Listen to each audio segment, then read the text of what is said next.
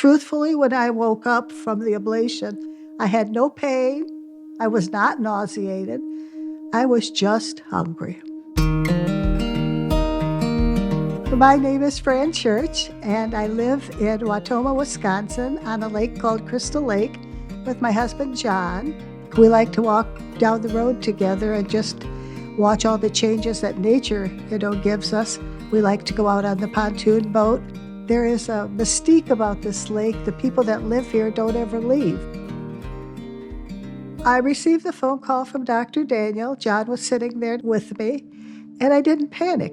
At UW, they bring a bunch of people together to look at your particular situation. When I was first brought on the team to look at Fran's case in 2021, Dr. Daniel had presented her as a fairly tricky situation with cirrhosis of the liver and a nodule up underneath the heart. We decided to proceed with microwave ablation due to our experience of treating other nodules in this area, and we were able to successfully do it using both ultrasound and CT guidance. I worked with a wonderful nurse, Marcy Alexander.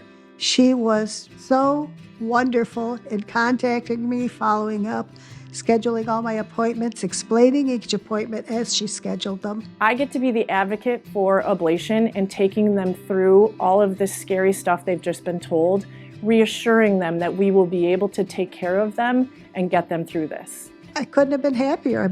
After I left and was placed into a hospital room, I had an incision the size of maybe less than a dime. I felt great. I was hungry. So standard procedure is that we all check in on our patients before we leave that evening and first thing in the morning. Afterwards, I found out that we bothered her with so many doctors and nurses coming to check on her that she wasn't able to eat her breakfast. And by the time she got to it, it was cold. And I guess if that's the worst thing that happened, then I think we're all pretty happy. I feel so proud to be a part of this patient's care and seeing them move on and get back into their life, and that I got to be a part of helping them do that. Since the procedure, we hear Fran's doing great. She's able to maintain all of her activities, see all of her friends, and spend time with her husband like she did before the procedure.